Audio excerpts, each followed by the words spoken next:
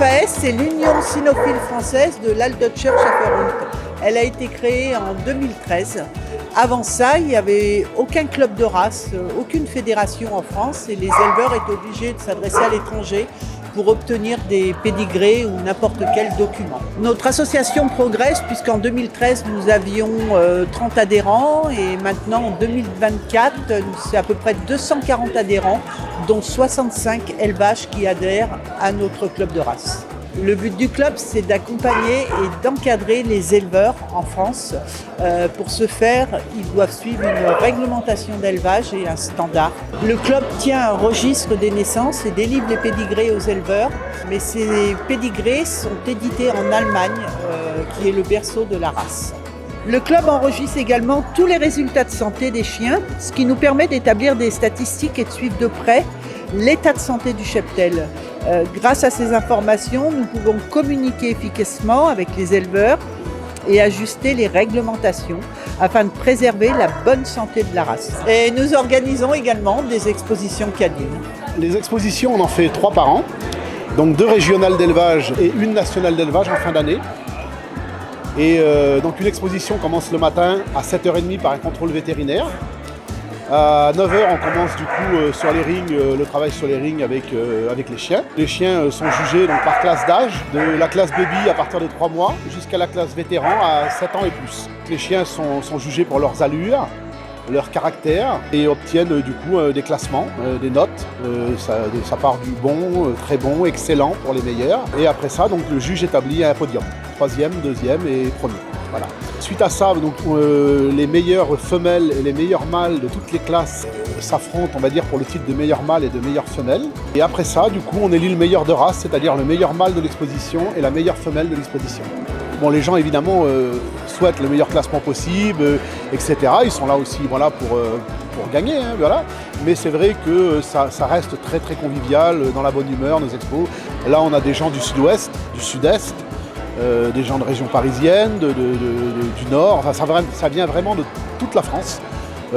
Principalement, c'est composé quand même de beaucoup d'éleveurs, évidemment, mais aussi des particuliers. Comme il n'y en a que 3 par an, justement, elles sont importantes. Et puis, comme je vous dis, comme c'est vraiment dans la bonne humeur, les gens n'hésitent pas à faire de la route pour y participer. Les confirmations le dimanche, c'est plutôt réservé, on va dire, aux éleveurs, mais les particuliers peuvent aussi faire confirmer leur chien. C'est vraiment dans un but de reproduction à la base. Le chien va passer devant un juge, mais là c'est vraiment individuel.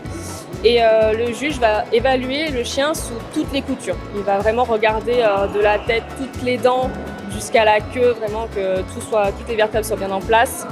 La construction, les allures, et également en fait, il va mesurer le chien pour être sûr qu'il correspond bien au standard. Après, en fait, la validation se fait seulement si on a les résultats de santé, donc de dysplasie des hanches, des coudes et des VTL.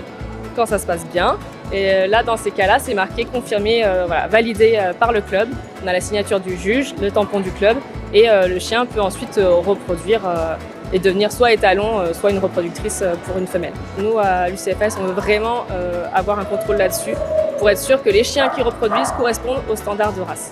Mis à part les tests de dysplasie, on a aussi les tests de santé, donc génétique. Les reproducteurs doivent avoir leur ADN enregistré dans un laboratoire pour qu'on puisse nous-mêmes après, éventuellement s'il y a un doute sur une portée ou quoi, qu'on puisse faire des comparatifs au niveau des liens de parenté pour être sûr que le père soit le bon père.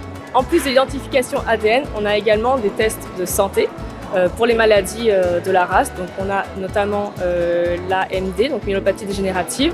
On a également le NAH, nanisme hypophysaire, le MDR1 qui est une sensibilité médicamenteuse, qui peut aussi être testé. Et puis là après on a d'autres tests qui sont rajoutés, qui ne sont pas encore obligatoires mais qui vont peut-être le devenir à l'avenir. Et le dimanche est aussi consacré au test de caractère. Donc ça s'appelle chez nous le TCN, donc test de capacité naturelle. C'est une évaluation en fait du chien selon différentes situations qu'il peut éventuellement rencontrer dans la vie de tous les jours. Alors l'objectif de faire ces TCN, c'est tout comme au niveau des expos, de voir si le cheptel est bon au niveau du standard physiquement. On aimerait aussi voir si si le cheptel français est aussi bon au niveau caractériel. Si le chien est pas excellent physiquement, mais qu'il a un super caractère, voilà, ça peut aussi l'aider à plus tard éventuellement avoir des saillies. On ne fait pas forcément un meilleur de race, mais qui a un super caractère et qui répond aux critères principaux du standard. Il y a une quinzaine d'années, en France, il n'y avait quasiment pas d'Altdeutsche Schäferhund, il n'y avait quasiment pas d'élevage. Ils venaient majoritairement d'Allemagne, les premiers chiens qui sont arrivés en France. Une petite partie qui est arrivée des États-Unis aussi, puisque l'Altdeutsche Schäferhund, ce sont des bergers allemands à poil long qui viennent de l'ancienne Allemagne. Donc on appelle ça les lignées DDR. Ce sont des chiens qui étaient élevés avant la chute du mur de Berlin en vase clos un petit peu et qui étaient sélectionnés pour leur rusticité, leur facilité d'éducation. Ça devait être des chiens très coopératifs avec l'humain, faciles à éduquer et réceptifs. Les chiens étaient utilisés pour leur flair dans la recherche, étaient utilisés aussi pour la garde, garder les frontières. Et les qualités qui étaient recherchées, c'était donc cette rusticité, des chiens qui avaient une très bonne santé.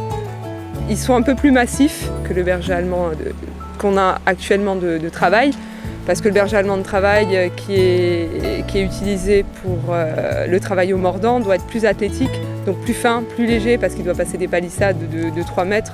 Donc pour pouvoir s'amortir, un chien trop lourd, il risque de se faire mal en s'amortissant. Donc c'est des chiens qui étaient, donc l'Altdeutsche Schäferhund, qui étaient sélectionnés donc, pour ça. Et après la chute du mur de Berlin, les États-Unis ont acheté beaucoup de chiens des lignées de l'ancienne Allemagne en fait. Alors hop, on repart sur des croisements où il n'y a pas d'ancêtre en commun, donc qui est mieux pour l'immunité en fait des chiens clairement. Les caractéristiques physiques de l'Altdeutscher Schäferhund, c'est que c'est un chien robuste avec un dos droit. On trouve plusieurs couleurs qui peuvent partir du noir, passant par le charbonné, l'argenté. Le poil aussi est un poil mi-long, assez dense, qui lui permet de s'adapter à toutes les températures, quelles que soient les situations, qui n'a du coup peu de problèmes de santé, au sens que c'est un chien qui ne tombe pas souvent malade. Au niveau de son intelligence émotionnelle, je trouve que c'est aussi un chien très polyvalent, qui s'adapte à plein de disciplines sportives, qui est aussi un très bon chien de famille. Ça reste un chien de berger qui va être proche de sa famille, qui va alerter aussi en cas de besoin, mais avec une bonne socialisation qui sera très agréable avec les membres de sa famille, les inconnus, les congénères. Voilà, c'est un chien qui a une grosse capacité d'adaptation. J'étais d'abord propriétaire avant de devenir éleveuse et c'est justement l'amour pour la race, ma première chienne, donc c'est pas elle, mais ma toute première chienne qui m'a fait en fait véritablement connaître. Alors je me suis beaucoup renseignée sur la race avant de prendre et d'adopter ma chienne, donc j'étais déjà très emballée par ce côté où on peut faire plein de choses. Ça reste un chien de berger, donc qui est quand même très proche de son maître. Moi c'est ce que je voulais, lui apprendre des choses, l'emmener partout. Et puis j'aime beaucoup la polyvalence de cette race. Ça s'adapte à tout, c'est vraiment plutôt cool, on peut faire plein d'activités avec. Et ma chienne, je l'ai trouvée tellement extraordinaire que finalement j'ai décidé de l'utiliser pour mon élevage. Et voilà sa première fille qu'elle nous a donnée donc, en février de cette année. Voilà, moi je voulais être accompagnée, je trouve que là on fait des choses bien, c'est-à-dire qu'on vérifie que le chien rentre dans le standard. Alors ça peut être contraignant pour certains, mais voilà, on veut quand même promouvoir une race, on fait attention que les chiens soient confirmés, qu'on ne fasse pas des mariages n'importe quoi, on vérifie la consanguinité, on fait attention à la dysplasie notamment, avec les radios, et puis certaines maladies qu'on ne veut pas retrouver chez des chiens. Et je trouve que c'est bien d'être accompagné. Moi, ils m'ont aidé aussi lorsque j'étais mes toutes premières saillies. C'est vrai que quand on débute, on a besoin aussi de conseils, de l'expérience des autres éleveurs qui ont plus l'habitude. Donc je me suis tournée auprès d'éleveurs et puis du club de race qui m'a donc donné quelques conseils pour pouvoir faire ma première portée du coup. En cherchant un peu, je suis tombée sur cette race-là qui finalement, quand j'ai lu le descriptif et le standard, ça m'a vraiment conquis tout de suite, rien qu'au texte. Et du coup, on allait visiter un élevage et au final, 1 an après, on avait réservé notre jour. En fait, on a tellement été conquis par la race que du coup, on a voulu aussi la faire partager à d'autres personnes qui pourraient aussi découvrir la race comme nous et qui voudraient aussi se lancer justement dans l'adoption d'un chien. Dans l'élevage, c'était quelque chose qui nous intéressait. Donc c'est vrai que ça faisait partie d'un projet qu'on avait à long terme. Il y a finalement, en ayant eu Reina, on ne voyait pas ne pas commencer l'élevage avec cette première chienne. Donc ça nous tenait vraiment à cœur de pouvoir faire au minimum une portée avec pour finalement lancer l'élevage. Voilà. Au début, sur notre première portée, il y a beaucoup de choses sur lesquelles on ne pense pas ou qu'on ne sait pas faire. Enfin, il y a forcément des choses spécifiques aux chiens auxquelles on ne peut pas penser. Et finalement, les conseils apportés par l'ensemble de l'équipe ou des autres éleveurs qui font partie de l'UCFAS, on est très contents. Dès qu'on a des doutes, des choses comme ça, en plus si on suit sur les réseaux, ça va vite de poser la question qui nous stresse et de pouvoir avoir des réponses aussi pour nous aider. Et on serait ravis de le faire à notre tour si plus tard, quand on aura l'occasion, en ayant pris de l'expérience.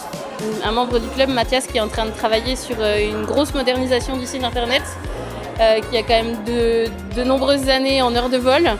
Donc là, on part sur une grosse modernisation avec de nouvelles possibilités, des espaces adhérents, etc. Un visuel plus sympa aussi. Et le club a réinstauré ce qu'on appelle les commissions, c'est-à-dire qu'il y a un membre du bureau dans chaque commission. On retrouve la commission informatique, juridique, santé et ASMAG et communication, et qui permettent de partager en fait le travail, la charge de travail qui est quand même assez conséquente. L'UCFAS, c'est donc une association de bénévoles qui évolue constamment au gré du temps et des besoins qui se font ressentir et de l'évolution de la race.